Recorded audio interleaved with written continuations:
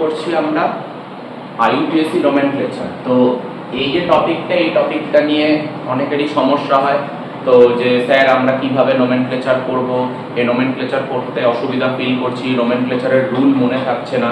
তো আসলে চেষ্টা করি আমরা জিনিসটা সহজ করে বোঝার এবং কিভাবে একটু মনে রাখতে সুবিধা হবে আমি চেষ্টা করব সেটাই তোমাদের কাছে উপস্থাপন করার। আমি আমার মতন করে চেষ্টা করব তোমাদের কাছে জিনিসটা তুলে ধরা, আশা করি তোমাদের কাছে সেটা হেল্পফুল হবে। তো শুরু করছি তাহলে আইইউপিএসসি নোমেনক্লেচার। তো আইইউপিএসসি ফুল ফর্ম আশা করি তোমরা সবাই জানো, তাও আমি আরেকবার বলে দিই, international union of pure and applied chemistry. এদের দ্বারা প্রস্তাবিত কিছু নিয়ম রয়েছে, যে নিয়মের ওপর ভিত্তি করে আমরা কোনো যৌগের আইইউপিএসসি নোমেনক্লেচার করে থাকি। মানে যৌগের নামকরণ, যেরকম জন্মের পর বাচ্চাদের নামকরণ হয়, সেরকম এখানেও একই ব্যাপার, যে যৌগ তো আর জন্মাবে না, তো যৌগ তৈরি হয়েছে, তো যৌগটা তৈরি হওয়ার পর তারও একটা নামকরণ করা হয়। কি ধরনের যৌগ? অবশ্যই জৈব যৌগ। তো এখানে নামকরণ যেগুলো আমরা দেখতে পাবো সবই জৈব যৌগের নামকরণ। তো জৈব যৌগের নামকরণে ঢোকার আগে আমরা কিছু ব্যাপার আগে জেনে নিই, যে যেগুলো আমাদের নোমেনক্লেচারের নিয়মের থেকেও বড় কথা আমাদেরকে হেল্প করবে। তো প্রথম আমরা যে জিনিসটা নিয়ে জানবো, তো সেটা হচ্ছে সমগণীয় শ্রেণী, অর্থাৎ হোমোলোগাস সিরিজ। তো শুরু করি আমাদের টপিক হোমোলোগাস সিরিজ বলে। তো দেখো, হোমোলোগাস সিরিজ বলতে আমি সহজভাবে বলছি, সংজ্ঞাতে ওইভাবে যাচ্ছি না, জাস্ট কনসেপ্টটাকে বোঝানোর জন্য। দেখো, বলেছিলাম যে কার্বনের টোটাল যোজ্যতা কত? কার্বনের টোটাল যোজ্যতা হচ্ছে 4। তার মানে কার্বন একটা চতুর্যোজী মৌল। তো দেখো, চতুর্যোজী মৌলর ক্ষেত্রে কার্বন যেমন আছে, সিলিকনও আছে, তো আমরা এরকম কার্বন নিয়েই কাজ করব। তো কার্বনের যে ধর্মটার জন্য জৈব যৌগগুলো আসে সেটা ছিল ক্যাটিনেশন। তো কার্বন এইভাবে তো শৃঙ্খল গঠন করতেই পারে, তো যেটা আমরা অলরেডি আগের ভিডিওতে জেনে এসেছি। যারা আগের ভিডিওটি দেখোনি তারা একটু আগের ভিডিওটা দেখে নিয়ে তারপরে এই ভিডিওটাকে দেখো, তাহলে আশা করি তোমাদের ব্যাপারটা একটু সুবিধাজনক হবে। তো দেখো, এই যে কার্বনের যে শৃঙ্খলটা আমি এখানে এঁকেছি, সেই কার্বনের শৃঙ্খলটার ভিত্তিতেই আমরা জানবো যে সমগণীয় শ্রেণী কি। দেখো, সমগণ অর্থাৎ একটা শৃঙ্খল থেকে আরেকটা শৃঙ্খলে যেতে যদি আমার CH2 পার্থক্য থাকবে কত? CH2, শুধুমাত্র এই অংশের পার্থক্য থাকবে। আচ্ছা, তোমরা খেয়াল করো, দেখো আমার হাতের দিকে খেয়াল করো। দেখো, আমার হাতে আমি কার্বনের একটা চতুর্যোজী মৌলের ব্যাপার বা চতুর্যোজী মৌল দেখিয়েছি কার্বনটাকে। তো দেখো, আমার হাতের দিকে যদি তোমরা খেয়াল করো, তো দেখো হাতের দিকে রয়েছে যে কার্বনের যে স্ট্রাকচারটা। এখন কার্বনের টোটাল 4টে স্ট্রাকচার, যেটা তোমরা অলরেডি দেখতেই পাচ্ছ। তো এই যে কার্বনের যে স্ট্রাকচারটা, এই কার্বনের স্ট্রাকচারটার একটা কার্বন 4টে হাইড্রোজেন সর্বোচ্চ নিতে পারে। তো এই 4টে হাইড্রোজেন থেকে যদি আমি একটা হাইড্রোজেনকে খুলে বের করে দিই, তাহলে দেখো পড়ে রইল কি? CH3। তো CH3 এই গ্রুপটাকে বলা হয় হচ্ছে মিথাইল গ্রুপ। তো কি করে বুঝবো যে স্যার নামটা কি করে আসলো? দেখো, ইন জেনারেল নামটা বলা হয় অ্যালকিল গ্রুপ, ঠিক আছে? ALKYL, alkyl group. তো অ্যালকিল মানে কি? অ্যালকিল আমি পাবো কিভাবে? তো অ্যালকিল পাবো হচ্ছে যে কোনো অ্যালকেন, অর্থাৎ CnH2n+2। আমি অ্যালকেন, অ্যালকিন, অ্যালকাইনে আমি আসছি একটু পরে। তো ব্যাপারটা জাস্ট আমি জেনে নিই, আমি যদি কোনো অ্যালকেন থেকে একটা হাইড্রোজেনকে বাদ দিয়ে, তাহলে আমি যেটা পাবো সেটাই হচ্ছে অ্যালকাইল। তো স্যার আমাদের এখানে একটা সমস্যা হচ্ছে যে স্যার অ্যালকাইলটা তো বুঝতে পারলাম, কিন্তু অ্যালকেন কি করে জানবো? তো চলে আসছি, দেখো আমি সমগণীয় শ্রেণী বোঝাবো অবশ্যই। সমগণীয় শ্রেণী এটা আমার শেষ হয়নি বলাটা। তো সমগণীয় শ্রেণী বলার আগে আমি চলে যাই যে আমাদের যে জৈব যৌগের ব্যাপারটা রয়েছে, জৈব যৌগকে সাধারণত আমরা দুটো ভাগে ভাগ করতে পারি, ঠিক আছে? প্রথম ভাগ হচ্ছে সম্পৃক্ত হাইড্রোকার্বন, আর দ্বিতীয় ভাগ হচ্ছে অসম্পৃক্ত হাইড্রোকার্বন। তো দেখো, হাইড্রোকার্বন কেন বলেছি মনে আছে?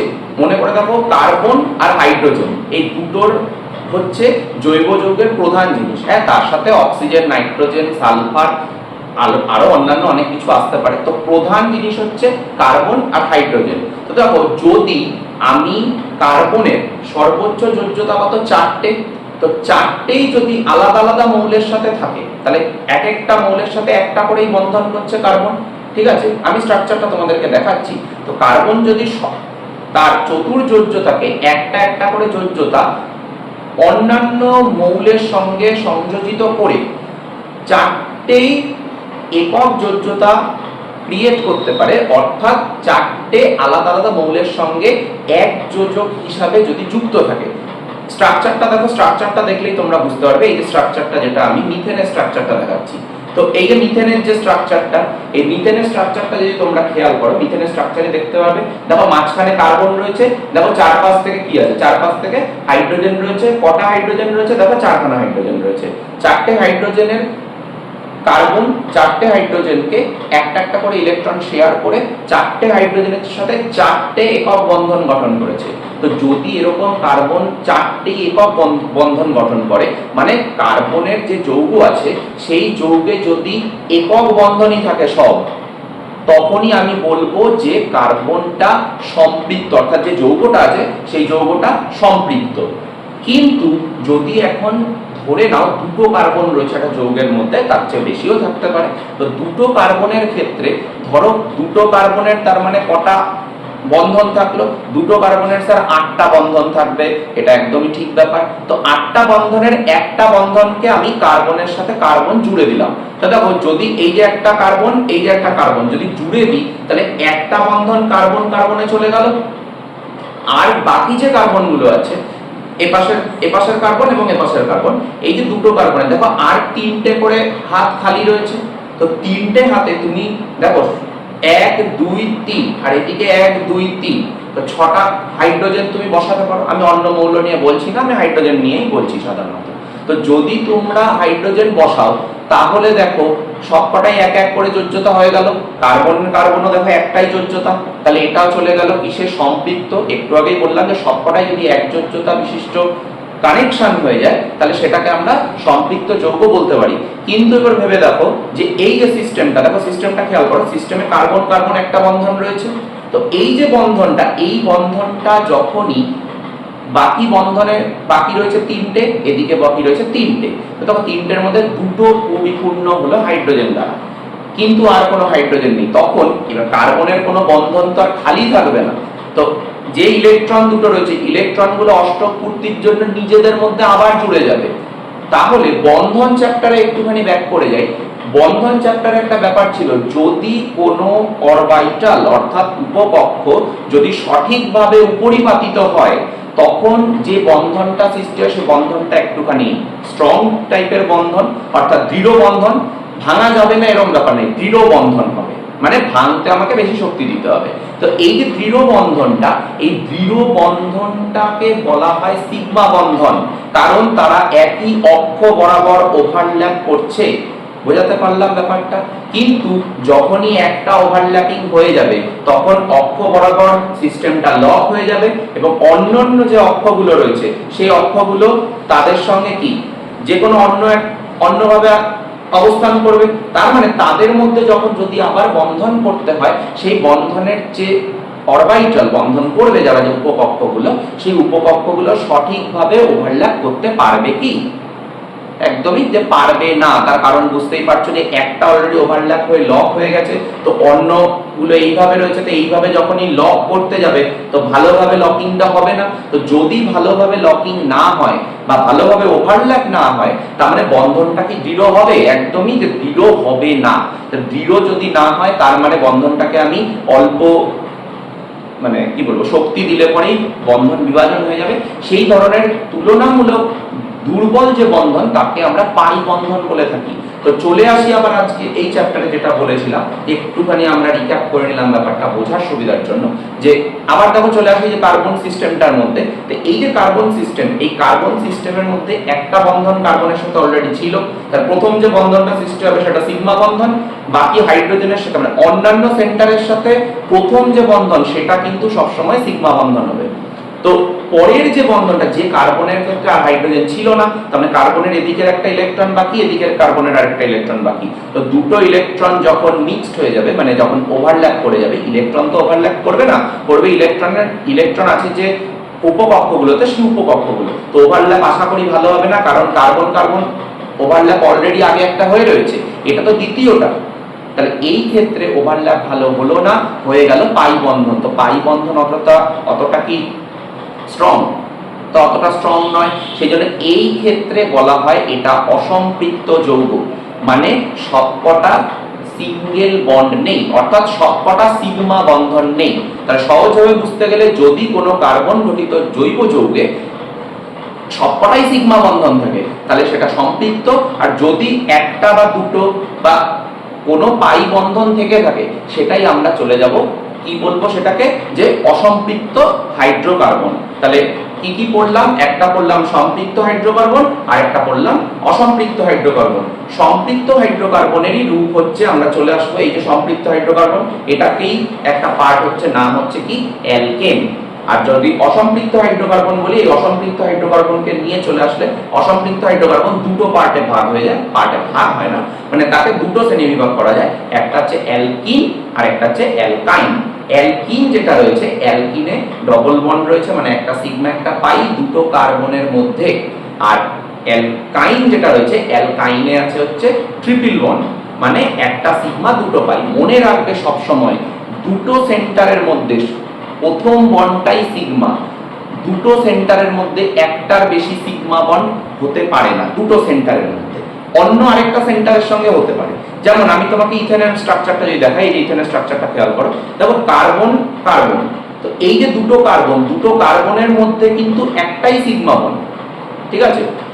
আর বাকি দেখো এই যে কার্বনের সাথে হাইড্রোজেন, তাহলে ওটা দুটো অন্য সেন্টার হয়ে গেল, তো অন্য সেন্টারের ক্ষেত্রে ওটা কিন্তু সিগমা বন্ড, কিন্তু যখনই দুটো সেন্টার আবার বন্ড করতে যাবে পরের বন্ডটা কিন্তু সবসময় পাই বন্ড হবে। তো ম্যাক্সিমাম তিনটে বন্ধনই হতে পারে, তাই একটা সিগমা দুটো পাই চলে আসবে। পাই বন্ধন আছে মানে ওটা অসম্পৃক্ত হাইড্রোকার্বন, আর সবকটা সিগমা আছে মানে ওটা সম্পৃক্ত হাইড্রোকার্বন।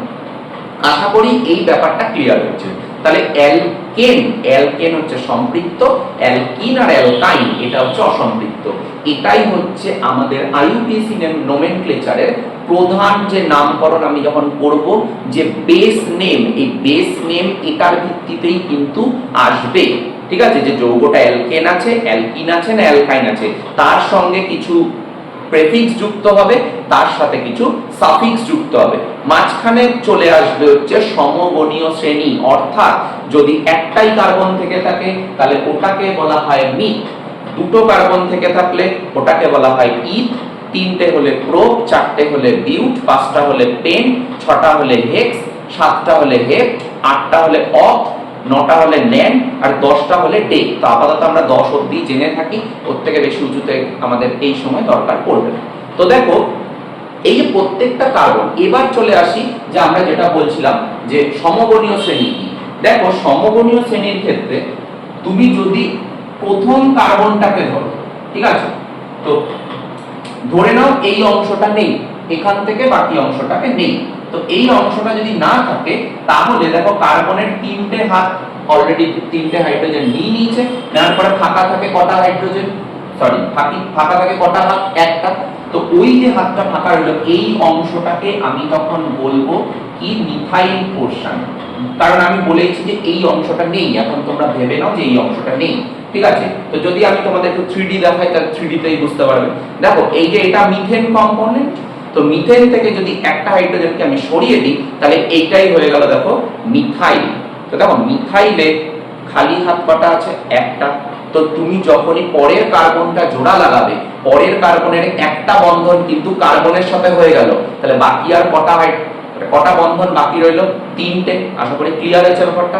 তিনটের মধ্যে দেখো দুটো হাইড্রোজেন কানেক্ট করে দাও, দেখো একটা ফাঁকা থাকে, হয়ে গেল ওটা ইথাইল। তার মানে দেখো তুমি মিথাইল আর ইথাইল, এই যে আমি এখানে মিথাইল দেখাচ্ছি আর এই যে ইথাইল দেখাচ্ছি, দেখো মিথাইল থেকে ইথাইলে যেতে গেলে পরে দেখো CH2 পার্থক্য।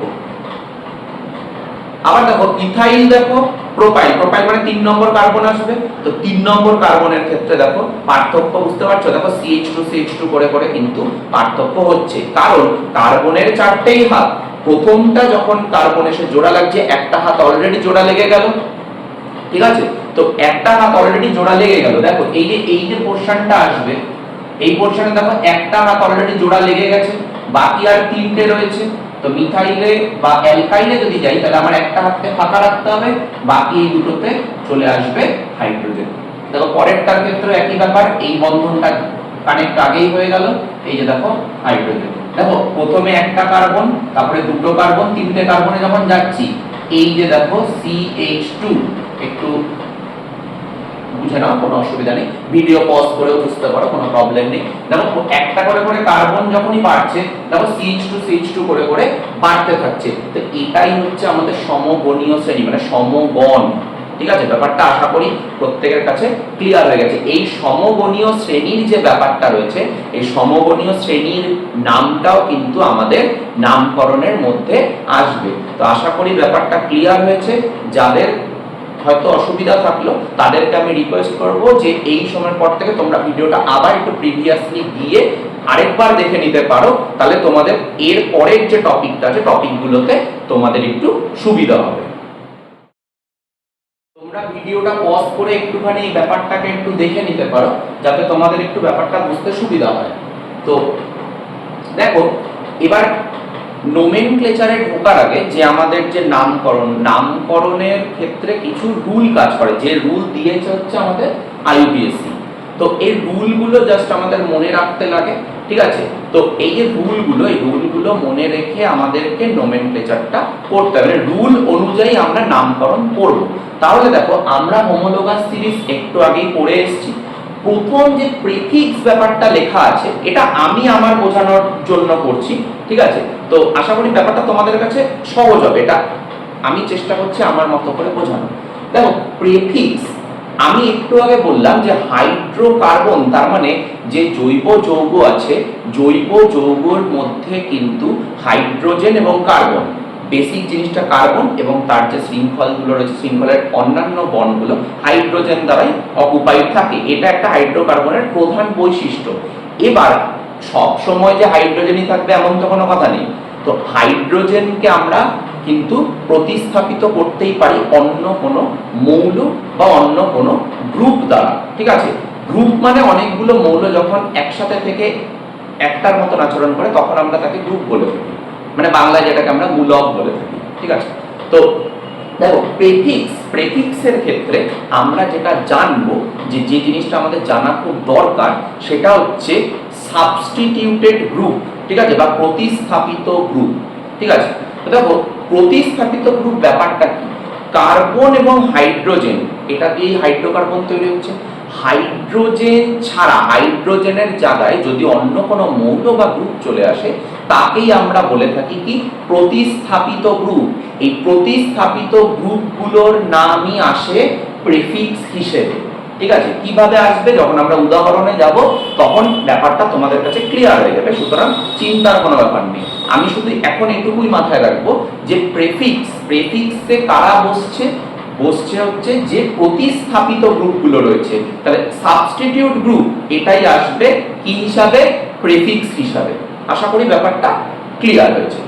নেক্সট দেখো বেস নেম যে ব্যাপারটা, এটার জন্য আমি লিখে দিচ্ছি number of carbon in longest chain, মানে দীর্ঘ শৃঙ্খলে যতগুলো কার্বন আছে সেই কার্বনের নাম্বারই কিন্তু বসে যাবে তারপরে যে বেস নেম আছে সেটার মধ্যে, ঠিক আছে? তো বেস নেমের নামগুলো আমি একটু আগে বললাম যে একটা থাকলে মিথ, দুটো থাকলে ইথ, তিনটে থাকলে প্রো, এইভাবে আসবে। তো যারা ভুলে গেছো তারা একটুখানি প্রিভিয়াসলি গিয়ে দেখে নিতে পারো, বা তোমাদের বইতেও এটা থাকবে। নেক্সট দেখো এন ইন আইন, আমি এইভাবে লিখেছি, এটা আমার বোঝানোর একটা স্টাইল ব্যাপারটা। হয় এন নয় ইন নয় আইন, কি করে বুঝবো? দীর্ঘ শৃঙ্খলে যদি সবকটাই সিগমা বন্ড মানে সিঙ্গেল বন্ড থেকে থাকে তাহলে চলে আসবে এন, যদি কোনো ডাবল বন্ড থেকে থাকে চলে আসবে ইন, যদি কোনো ট্রিপল বন্ড থেকে থাকে তাহলে চলে আসবে আইন। আশা করি ব্যাপারটা ক্লিয়ার হয়েছে। তিনটে একসাথে আসবে না, যদি সবকটাই সিঙ্গেল বন্ড হয় তাহলে এন, একটাও ডাবল বন্ড আছে মানে শৃঙ্খলটার মধ্যে তাহলে ইন, এবং যদি একটাও ট্রিপল বন্ড থেকে থাকে তাহলে চলে আসবে আইন। এবার তোমাদের প্রশ্ন হতে পারে sir double bond triple bond একসাথে থাকতে পারে না? অবশ্যই থাকতে পারে, সেক্ষেত্রে ইন আর আইন দুটোই আসবে। কিভাবে আসবে সেটা আমি স্টেপ বাই স্টেপ আসছি, আমি প্রত্যেকটা রুলেই যাব, তো প্রত্যেকটা রুলকে আমি বোঝাবো ব্যাপারটা, তখন তোমাদের জিনিসটা ক্লিয়ার হয়ে যাবে। আশা করি এই জায়গাটুকুটা ক্লিয়ার আছে। নেক্সট আসবে সাফিক্স। এই যে একটু আগে আমি বললাম কি সাবস্টিটিউটেড গ্রুপ, এই সাবস্টিটিউটেড গ্রুপের মধ্যে কোনো গ্রুপ আছে যে গ্রুপগুলো কি করে, যে যৌগটা আছে যৌগটার যে ক্যারেক্টার মানে ধর্মাবলী নির্দেশ করে, মানে যৌগটার ফাংশন কি সেই ফাংশনকে ডিটারমাইন করবে। তাহলে যে সমস্ত প্রতিস্থাপিত গ্রুপগুলো কোন যৌগের ফাংশন বা কার্যকারিতাকে নির্দেশ করে বা কার্যকারিতাকে মানে কি বলবো যে কার্যকারিতাকে নির্দেশ করে, যে সমস্ত সাবস্টিটিউটেড গ্রুপগুলো কোন যৌগের কার্যকারিতা নির্ধারণ করে তাদেরকে বলা হয় কার্যকারীমূলক বা functional group. Because they decide, তাদেরকে বলা হয় ফাংশনাল গ্রুপ, কারণ তারা যৌগের ফাংশনটাকে ডিটারমাইন করে দিচ্ছে। এই ফাংশনাল গ্রুপ যদি কিছু থেকে থাকে সেই ফাংশনাল গ্রুপ আসবে সবার শেষে সাফিক্স হিসাবে। আশা করি ব্যাপারটা তোমাদের কাছে ক্লিয়ার হয়েছে। তাহলে আরেকবার ব্যাপারটাকে বলে দিই, যদি কোনো সাবস্টিটিউটেড গ্রুপ থাকে মানে প্রতিস্থাপিত গ্রুপ যেটা কার্যকারীমূলক নয় বা কার্যকারী গ্রুপ নয়, সেটা বসবে প্রেফিক্সে।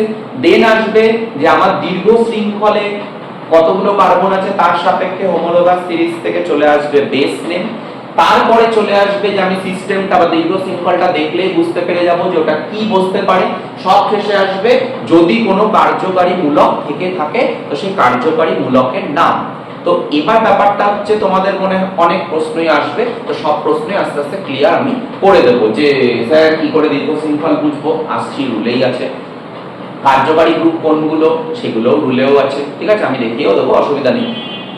তাহলে প্রসঙ্গত উল্লেখ্য এখানে একটা কথা বলে রাখি, কার্যকারী গ্রুপ কিন্তু এক প্রকারের প্রতিস্থাপিত গ্রুপ। তার মানে দেখো কার্যকারী গ্রুপ প্রতিস্থাপিত গ্রুপ, কিন্তু সব প্রতিস্থাপিত গ্রুপ কিন্তু কার্যকারী গ্রুপ।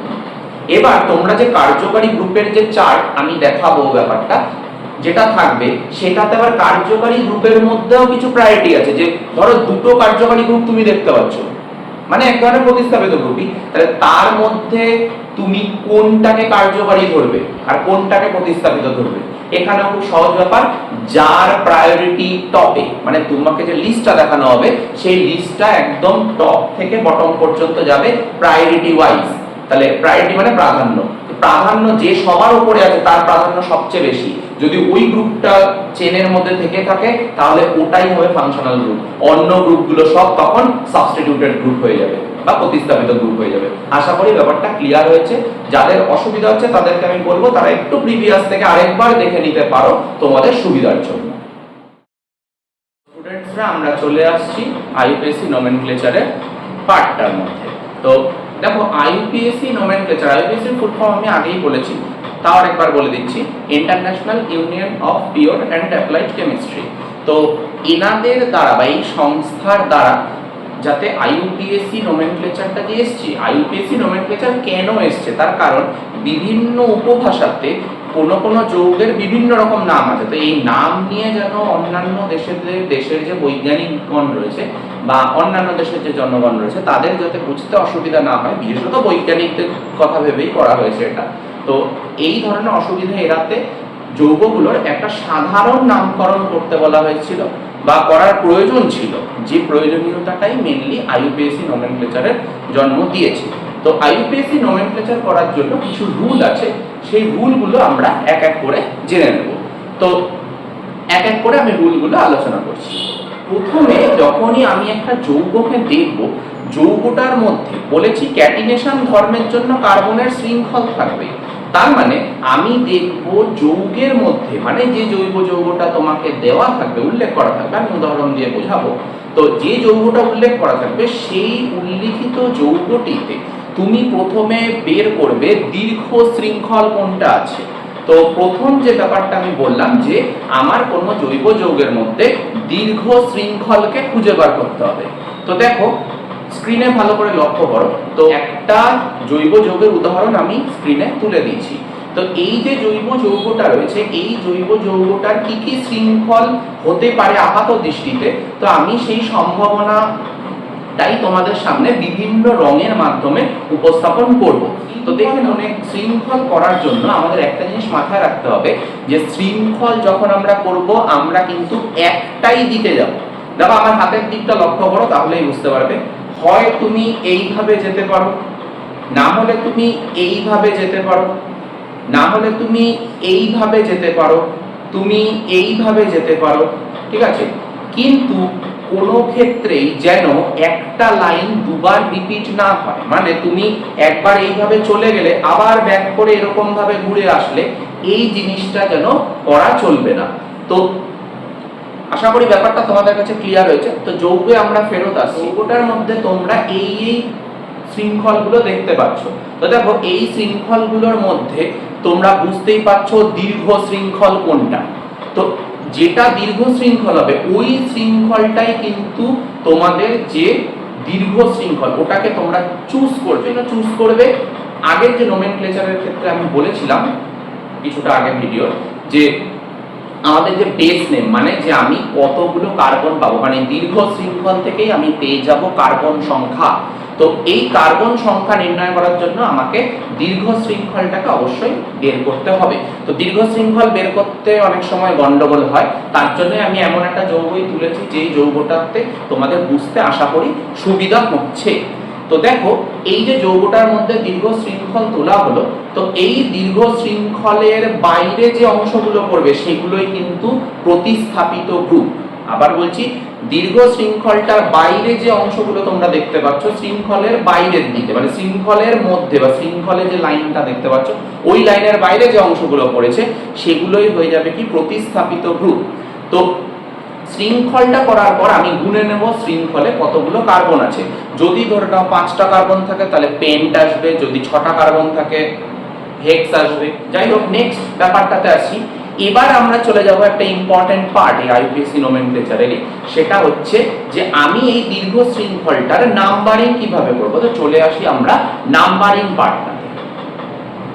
তো দেখো নাম্বারিং করার জন্য আমাদের অনেকগুলো রুল আছে। তো মেন যে রুলটা আমি দেখতে পারি, দেখো আমি এখানে যেহেতু ক্লাস 10 এর জন্য বলছি, 10 এর ক্ষেত্রে আমি মেনলি মুক্ত শৃঙ্খলকেই ধরে নিচ্ছি।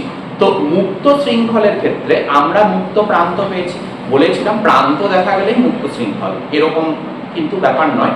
অবশ্যই দুদিকে দুটো প্রান্ত মিনিমাম দেখা যাবে, ঠিক আছে? কারণ অনেক সময় কোনো মানে বদ্ধ শৃঙ্খলের সঙ্গেও একটা মুক্ত শৃঙ্খল জোড়া থাকতে পারে।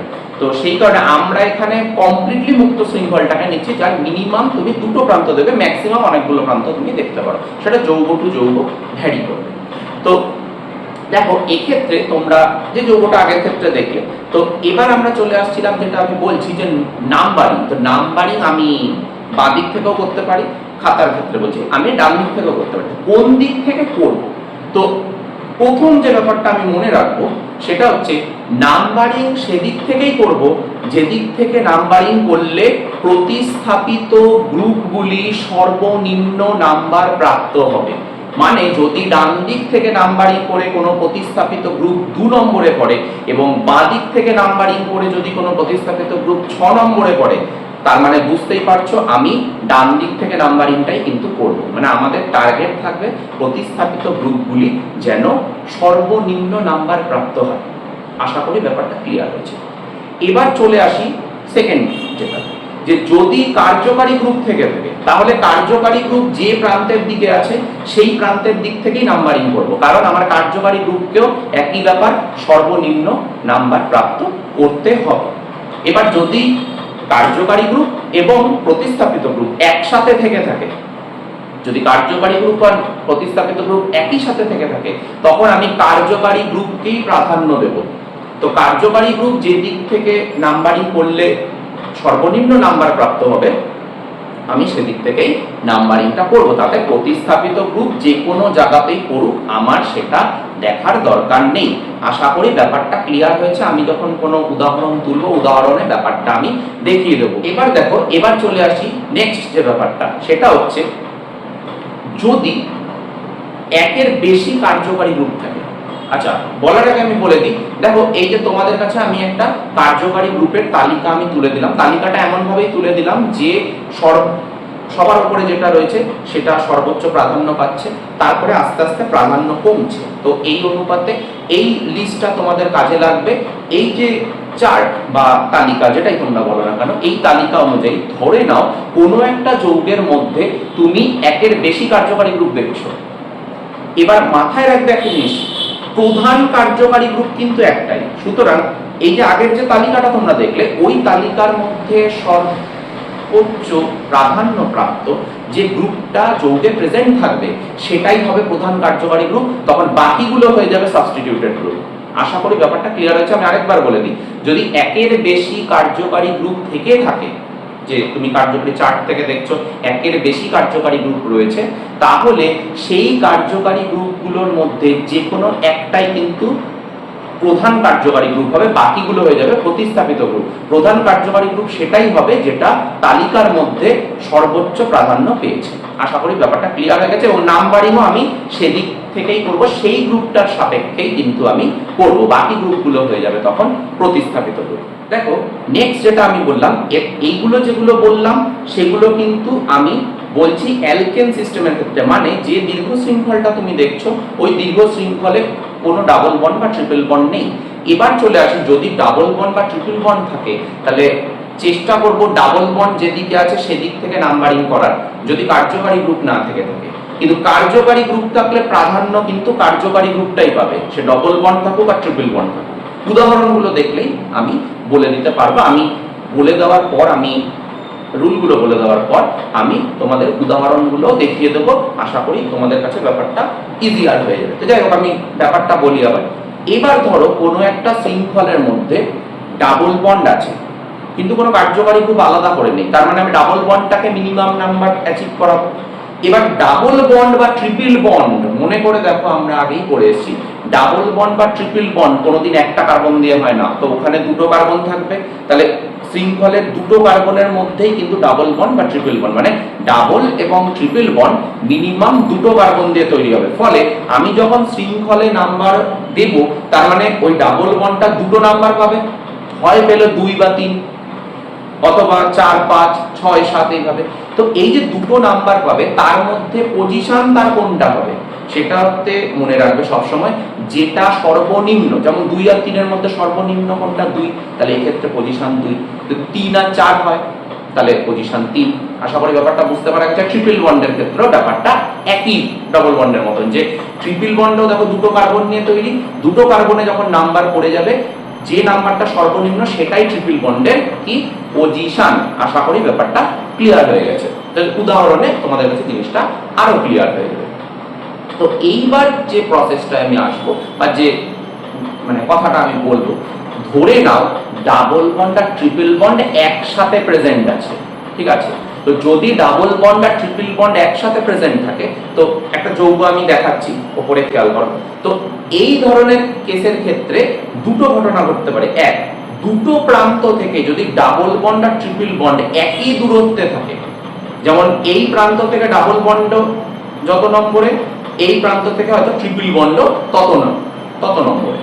তো যদি এরকম, তাহলে প্রান্ত থেকে যদি সমদূরবর্তী হয় তাহলে ডাবল বন্ড প্রায়োরিটি পাবে। সুতরাং আমি নাম্বারিংটা ডাবল বন্ডের দিক থেকে দেবো।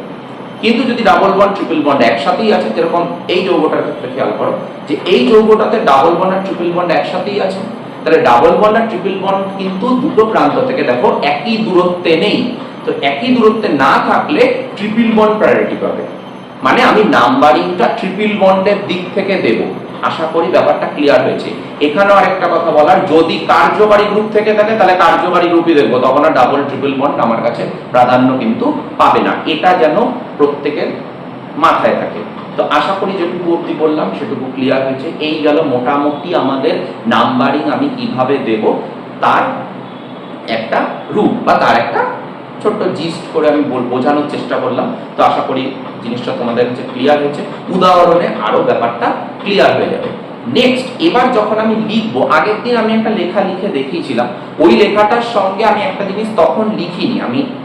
এই কারণে, কারণ আমি ভেবেছিলাম এটা এই জায়গাটাতে এসেই বলবো, যে দেখবে প্রেফিক্স, তারপরে বেস নেম, তারপরে এন ইন আইন, এগুলো, আর লাস্টে ছিল সাফিক্স। এই যে প্রেফিক্স আর সাফিক্স আর এই যে এন ইন আইন, এগুলোর সামনে সামনে কিন্তু এখন মনে রাখবে সামনে সামনে বসবে পজিশন, মানে ধরো 2 নম্বর পজিশনে আছে তাহলে সামনে 2 বসবে, ধরো 5 নম্বর পজিশনে আছে তাহলে সামনে 5 বসবে, যদি 6 নম্বর পজিশনে থাকে তাহলে সামনে 6 বসবে। আশা করি ব্যাপারটা বুঝতে পেরেছো। যত পজিশনে থাকবে ততগুলো। নেক্সট, যদি একের বেশি গ্রুপ থেকে থাকে, হতেই পারে কোনো যৌগে একের বেশি সাবস্টিটিউটেড গ্রুপ আছে, এবং হয়তো এরকম হতে পারে সাবস্টিটিউটেড গ্রুপও আছে তার সঙ্গে সঙ্গে কার্যকারী গ্রুপও আছে। তো সাবস্টিটিউটেড গ্রুপ একের বেশি যদি হয় তখন আমরা কিভাবে সাজাবো, মানে কোনটাকে আগে লিখবো কোনটাকে পরে লিখবো, এটা করব ইংরেজি বর্ণমালা ক্রমে। ঠিক আছে, যেটা এ দিয়ে শুরু সেটা আগে আসবে, বি দিয়ে শুরু তারপরে আসবে, সি দিয়ে শুরু তারপরে আসবে, মানে এইভাবে সাজিয়ে দেবো আমি। নাম্বারিং ফ্যাক্টর না, ধরে নাও আমি এখানে যে কনফিউশনটা হয় সেই কনফিউশনটা আমি এখানেই ক্লিয়ার করে দিতে চাই। ধরো একটা যৌগ মিথাইল রয়েছে, মানে প্রতিস্থাপিত গ্রুপ মিথাইল রয়েছে, এবং একটা প্রতিস্থাপিত গ্রুপ ইথাইল রয়েছে। তো দেখো মিথাইল এম দিয়ে ইথাইল ই দিয়ে, তো মিথাইল রয়েছে 2 এ, ইথাইল রয়েছে 3 এ। তো স্যার এখানে 2 number 2 A methyl 3 A ethyl, তাহলে কি 2 কে আগে লিখবো? একদমই না, তুমি 2 এ মিথাইল লেখো এবং 3 এ ইথাইল লেখো, এটা ঠিক আছে, কিন্তু 3 ইথাইলটা আগে চলে আসবে, তার কারণ ইথাইল ই দিয়ে আর মিথাইল এম দিয়ে ইংরেজি বর্ণমালা ক্রমে কিন্তু ই এম এর আগে আসে, তাই 3 মিথাইল আগে আসবে আর 2 মিথাইল পরে যাবে। আশা করি ব্যাপারটা ক্লিয়ার হয়েছে। কারণ আমি এখানে ইথাইল আর মিথাইল গ্রুপের নাম্বার বা পজিশনটা দেখবো না, আমি দেখবো হচ্ছে এম এবং ই, মানে যে গ্রুপটা আছে সেই গ্রুপের আদ্যক্ষর যেটা ইংরেজি বর্ণমালা ক্রমে আমি সাজিয়ে দেবো। আশা করি ব্যাপারটা ক্লিয়ার হয়েছে। এটাও আমি যখন শেষে গিয়ে উদাহরণগুলো একটা একটা করে তুলবো, তো এক একটা উদাহরণে আমি জিনিসটা ক্লিয়ার করে দেবো, সুতরাং চিন্তার কোনো ব্যাপার নেই এখানে। নেক্সট আমরা যেটা করব সেটা হচ্ছে, যখন কার্যকারী গ্রুপগুলো আছে, কার্যকারী গ্রুপের ক্ষেত্রে আমার নাম কি আসবে সেটা আমি এখানে আলোচনা করব না, তাহলে ভিডিও অনেকটা লম্বা হয়ে যাবে। তো নেক্সট যে জিনিসটা আমি এখানে তোমাদেরকে বলবো, যেটা মানে আরেকটা ইম্পর্টেন্ট টপিক তোমরা বলতে পারো, যে এই যে ডাবল বন্ড বা ট্রিপল বন্ড, এটার ক্ষেত্রে পজিশন দিয়েই কিন্তু আমাকে বলতে হবে। 2 নম্বরে ইন আছে তাহলে 2 ইন, ধরো 4 নম্বরে আইন আছে 4 আইন। কিন্তু যদি উল্টোটাও হয় যে 2 এ আইন আছে আর 4 এ ইন আছে, আমি কিন্তু ইনকেই আগে লিখবো, নাম্বারটা 4ই দেবো, অসুবিধা নেই, কারণ ইন কিন্তু আইনের থেকে আগে আসে, কারণ ইন ই আর আইন হচ্ছে ওয়াই। আশা করি ব্যাপারটা ক্লিয়ার হয়েছে। নেক্সট, একই গ্রুপ যদি একের বেশি থেকে থাকে, সেম গ্রুপ একের বেশি থেকে থাকে, ধরো 2 নম্বরে 2টো মিথাইল আছে, বা 2 নম্বর 4 নম্বর 5 নম্বরে 3টে মিথাইল গ্রুপ আছে আলাদা আলাদা জায়গাতে, তো আমি বারবার নাম্বারিং করে বারবার গ্রুপের নাম লিখবো না, তখন গ্রুপের আগে ডাই ট্রাই এগুলো বসিয়ে দেবো। যেমন ধরে নাও, ধরো 2টো মিথাইল গ্রুপ আছে, 2টো মিথাইল গ্রুপই 3 নম্বর পজিশনে আছে, তাহলে 3,3 ডাই মিথাইল। 2 নম্বর 3 নম্বর 5 নম্বরে মিথাইল গ্রুপ আছে, 2,3,5 ট্রাই মিথাইল, মানে আমি 2 মিথাইল 3 মিথাইল 5 মিথাইল এইভাবে লিখবো না, 2,3,5 ট্রাই মিথাইল এভাবে। এবার যে গ্রুপ আসবে, যতগুলো আসবে, তার আগে ডাই ট্রাই, 2টো থাকলে ডাই, 3টে থাকলে ট্রাই, 4টে থাকলে টেট্রা, মানে এইভাবে নামকরণগুলো হবে। তাহলে প্রথমে চলে আসবে প্রেফিক্স গুলো, তারপরে চলে আসবে আমি যে দীর্ঘ শৃঙ্খলটা যেটা পেয়েছিলাম, শৃঙ্খলে কতগুলো কার্বন আছে সেটা। তো দেখো, প্রথম আমি যখন প্রেফিক্সটা বসাবো, প্রেফিক্সে বসবে সাবস্টিটিউট গ্রুপগুলো, ভালো করে শুনবে ব্যাপারটা, প্রেফিক্সে বসবে সাবস্টিটিউট গুলো উইথ তার পজিশন, পজিশন মানে আমি যে নাম্বারিংটা করেছি সেই নাম্বার দিয়ে পজিশন, ঠিক আছে। নাম্বার আর লেটারের মাঝখানে ড্যাশ থাকবে এবং 2টো নাম্বারের মাঝে থাকবে কমা। তো প্রেফিক্সে নাম্বার দিয়ে আমার সাবস্টিটিউট গ্রুপগুলো বসে যাবে। নেক্সট আমি বসাবো হচ্ছে আমি যে বেস নেমটা পেলাম, বেস নেম মানে আমি যে কাউন্ট করেছিলাম দীর্ঘ শৃঙ্খলে কার্বন সংখ্যা, সেই অনুযায়ী যে নামটা আসবে সেটা আসবে, সেটা পেন্ট হতে পারে, হেক্স হতে পারে, যা কিছু হতে পারে। নেক্সট আমি দেখব অ্যালকেন সিস্টেম, অ্যালকিন সিস্টেম না অ্যালকাইন সিস্টেম।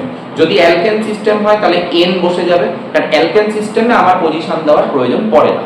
কিন্তু অ্যালকিন আর অ্যালকাইন সিস্টেম হলে পরে আমাকে কিন্তু ইন আর আইনের আগে পজিশনটা উল্লেখ করতে হবে। উদাহরণে ব্যাপারটা আরেকটু আমি ডিটেইললি বলে দেবো।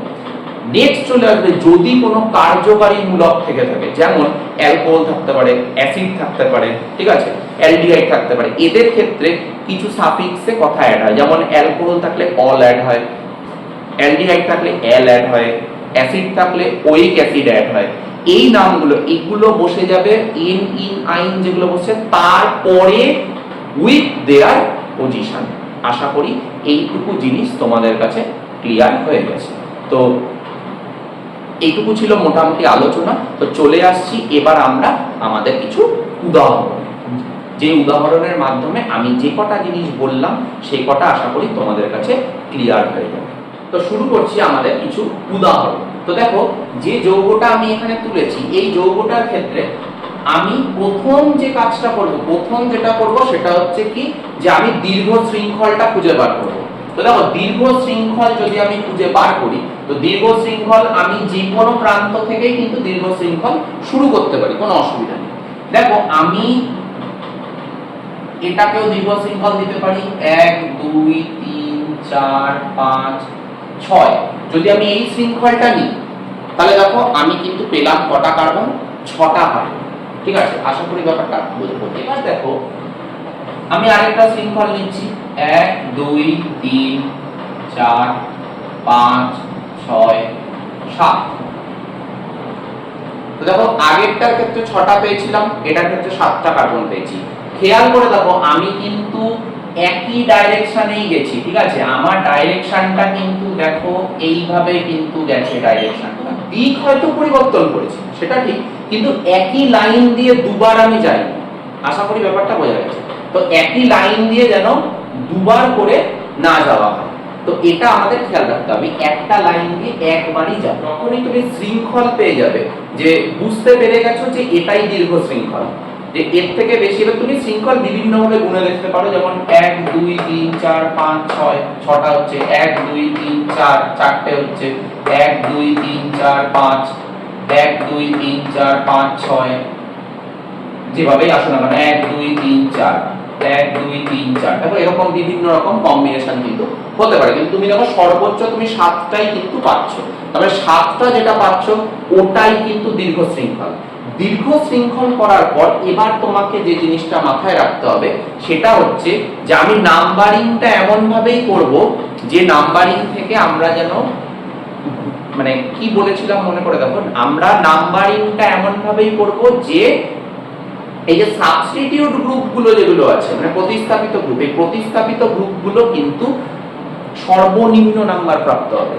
দেখো যদি আমি এদিক থেকে নাম্বারিং করি 1 2 3 4 5 6 7, তাহলে দেখো এটা একটা সাবস্টিটিউট গ্রুপ, এইটা একটা সাবস্টিটিউট গ্রুপ, আর এইটা একটা সাবস্টিটিউট গ্রুপ। এই তিনটে সাবস্টিটিউট গ্রুপ। তো তিনটে সাবস্টিটিউট গ্রুপ কত নম্বর পজিশনে পড়েছে? যে কার্বনের সাথে যুক্ত থাকবে সেটাই তার কি পজিশন। তো দেখো এখানে আছে 2 আছে, 3 আছে, 5 আছে। আশা করি ক্লিয়ার হয়েছে ব্যাপারটা। কিন্তু দেখো যদি আমরা উল্টো দিক থেকে নাম্বারিংটা করতাম, ধরে নাও এটা 1, এটা 2, এটা 3, এটা 4, এটা 5, এটা 6, এটা 7, যদি এই নাম্বারিংটা করতাম তাহলে সাবস্টিটিউট গ্রুপগুলো দেখো কোথায় কোথায় পড়তো, 3 এ পড়তো, 5 এ পড়তো, 6 এ পড়তো। তো আশা করি তোমাদেরকে বলে বোঝাতে হবে না যে কোন নাম্বারটা সর্বনিম্ন নাম্বার, মানে কোন ক্ষেত্রে সর্বনিম্ন নাম্বার প্রাপ্ত হচ্ছে। তো বুঝতেই পারছো যে এইটাই হচ্ছে সর্বনিম্ন নাম্বার প্রাপ্ত হচ্ছে। তাই দেখো আমি কিন্তু এই নাম্বারিংটা এখানে করব না, তাই আমি নাম্বারিং গুলো মুছে দিলাম, যে আমি এই নাম্বারিংটাই আমার থাকবে। নেক্সট আমি চেক করব যে দেখো কোনো ডাবল বন্ড বা ট্রিপল বন্ড আছে কিনা, নেই, তার মানে এটা অ্যালকেন সিস্টেম। কটা কার্বন পেয়েছি? সর্বোচ্চ 7, তার মানে হয়ে গেছে হেপটেন। ঠিক আছে, ক্লিয়ার হয়েছে।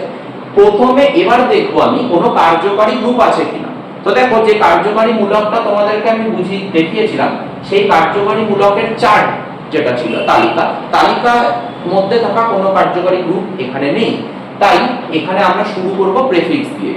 ঠিক আছে, মানে যে কার্যকারী মূলকগুলো রয়েছে তা আমি পজিশন দেব। দেখো তিনটেই কি মিথাইল গ্রুপ রয়েছে, তিনটেই মিথাইল গ্রুপ।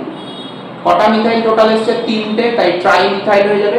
সামনে চলে আসবে নাম্বারগুলো, নাম্বার কি কি আছে? 2 3 5, তাহলে নোমেনক্লেচারটা দাঁড়াবে 2, 3, 5।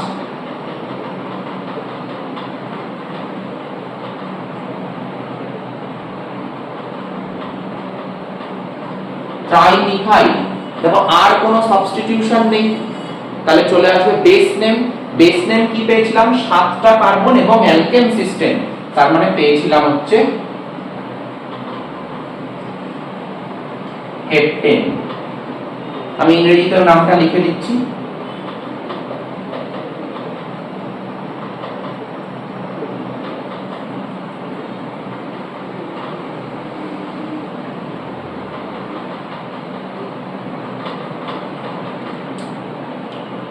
আশা করি ব্যাপারটা ক্লিয়ার হয়ে গেছে।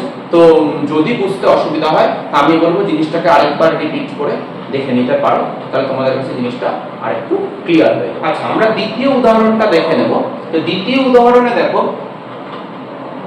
আমাদের প্রথম কাজ হচ্ছে যৌগটা যখন তুলে দেবে আমি কার্বন শৃঙ্খলটাকে মানে দীর্ঘ শৃঙ্খলটাকে বের করব। এখানে একটা জিনিস আমি একটু বলে রাখি এই উদাহরণটার সাপেক্ষে, যদি এমন কোনো কার্যকারী মূলক থাকে যার নিজস্ব কার্বন আছে, সেই কার্বনটাও কিন্তু দীর্ঘ শৃঙ্খলের মধ্যে কাউন্ট হয়ে যাবে, যেমন তুমি এটার ক্ষেত্রে দেখতে পাচ্ছ। ঠিক আছে, এবার কার্যকারী মূলক কোন ক্ষেত্রে সাফিক্সে কি অ্যাড হয় বা প্রেফিক্সে কিভাবে লেখে সেটা আমি চার্ট ওয়াইজ আমি শেষে দেখিয়েও দেবো, তোমরা বইতেও পেয়ে যাবে, যে কোনো বই ফলো করো না কেন যে কোনো বইয়েই তোমরা এই চার্টটা পেয়ে যাবে। তো দেখো, তো এখানে খেয়াল করো, যেহেতু কার্যকারী গ্রুপ রয়েছে, কার্যকারী মূলক রয়েছে, তাই আমি কার্যকারী গ্রুপের দিক থেকে আমি নাম্বারিংটা দেব। এখানে আমার কাছে হাত বাঁধা রয়েছে, আমি অন্য দিক থেকে নাম্বারিং করার কথা ভাবতেই পারবো না। ক্লিয়ার হয়েছে ব্যাপারটা? তো এবার দেখো নাম্বারিং করার পর দীর্ঘ শৃঙ্খল আমি পেয়ে গেছি। কটা কার্বন হলো?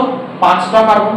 কোনো ডাবল বন্ড কি দেখতে পাওয়া যাচ্ছে? ডাবল বন্ড কিন্তু নেই, তার মানে এটাও অ্যালকেন সিস্টেম। তো লাস্টে অ্যাসিড আছে, শেষে একদম বেস নেমের পর যুক্ত হবে আমাদের সাফিক্স পার্ট। সাফিক্স পার্ট আসবে এইটার জন্য, কারণ এইটাই হচ্ছে কার্যকারী মূলক। সাবস্টিটিউট কি কি আছে দেখো, দীর্ঘ শৃঙ্খলের বাইরে যারা যারা থাকবে তারাই কিন্তু সাবস্টিটিউট। তো দেখো এখানে দুটো আলাদা গ্রুপ আছে সাবস্টিটিউটে।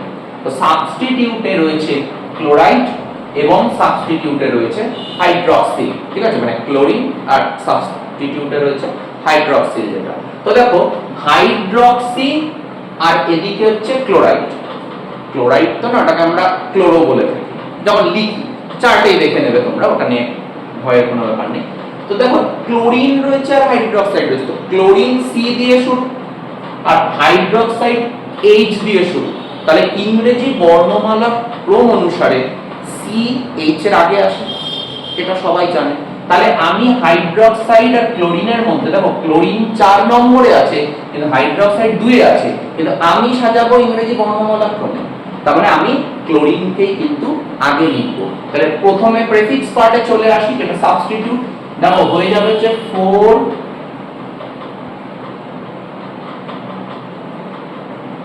4 ক্লোরো,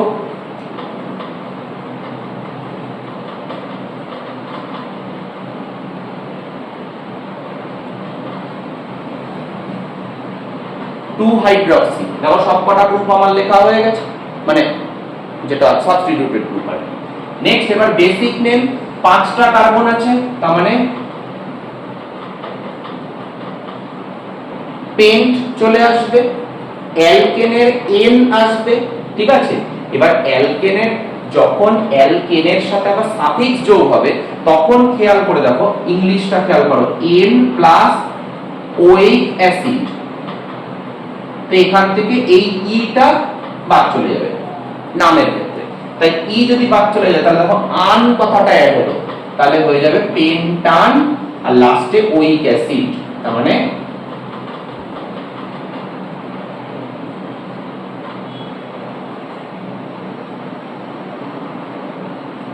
ঠিক আছে, আমি ইংরেজি নামটাও লিখে দিচ্ছি।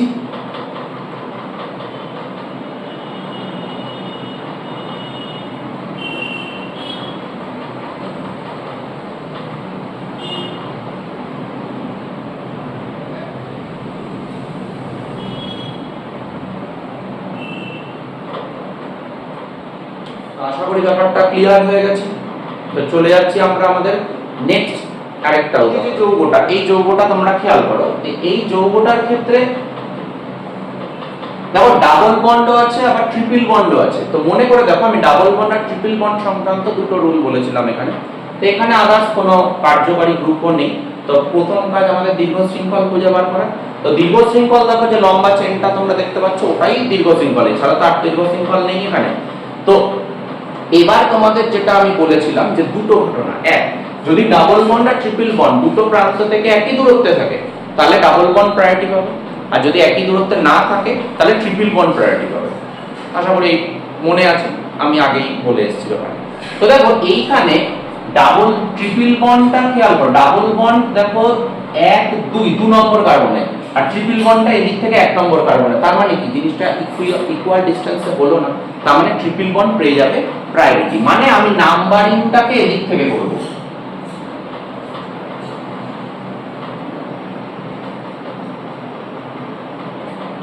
বোঝা গেছে ব্যাপারটা? নেক্সট আমাদের কাজ হচ্ছে আমরা সাবস্টিটিউট গ্রুপগুলোকে দেখে নেব। দেখো প্রথমে ব্রোমিন মিথাইল, তো ব্রোমিন আর মিথাইলের মধ্যে ব্রোমিন আগে আসবে, মিথাইল পরে আসবে অ্যালফাবেটিক্যালি। তাহলে কত নম্বরে রয়েছে দেখো 3 ব্রোমো, নেক্সট 4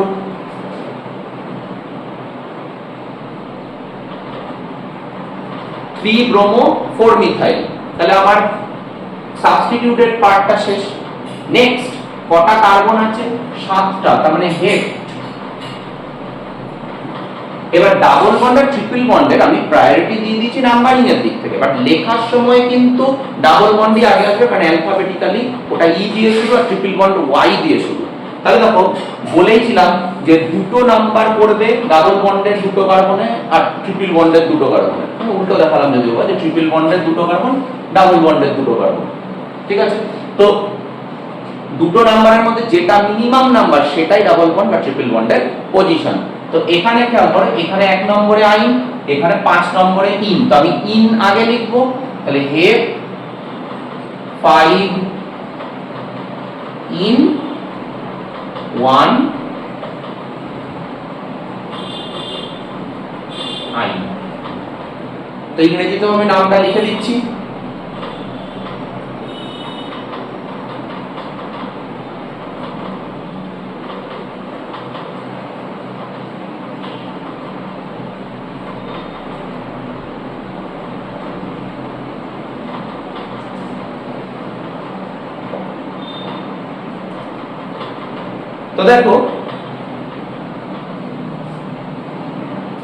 তো দেখো আমরা কিছু উদাহরণ এখানে আলোচনা করলাম। তো আজকের এই ভিডিওতে আমরা এইটুকুই আলোচনা করছি। নেক্সট আবার ভিডিওতে আমরা স্পেসিফিক কিছু জৈব যৌগের নামকরণ আমি পার্ট বাই পার্ট দেখিয়ে দেবো, মানে কিছু অ্যালকেনের, কিছু অ্যালকিন, কিছু অ্যালকাইন, অ্যালকোহল, ফেনল, ইথার, এগুলো নিয়ে আমি একটা নেক্সট ভিডিও করে দেবো তোমাদের জন্য, কারণ একটা ভিডিওর মধ্যে অনেকটা বলা হয়ে গেছে, অনেকটা লেন্দি ভিডিও হয়ে যাবে। তো যাদের যাদের সমস্যা রইল তারা ভিডিওটাকে আরেকবার দেখবে, আশা করি ক্লিয়ার হয়ে যাবে। তো আমি চেষ্টা করলাম তোমাদের কাছে জিনিসটাকে ইজি ভাবে অ্যাপ্রোচ করানোর, আশা করি তোমরা বুঝতে পেরেছো। তো যদি কারোর কোনো সমস্যা থেকে থাকে তোমরা কমেন্ট বক্সে জানাতে পারো, বা কোনো ভিডিও প্রয়োজন হলে পরে আদার্স কোনো টপিকসের ভিডিও প্রয়োজন হলে সেটাও তোমরা কমেন্ট বক্সে জানাতে পারো। আমি চেষ্টা করব সেই টপিকে ভিডিও বানিয়ে তোমাদের কাছে ইজি ভাবে প্রেজেন্ট করা। তো আজকের ভিডিও এখানেই শেষ করছি, দেখা হবে অন্য কোনো ভিডিওতে।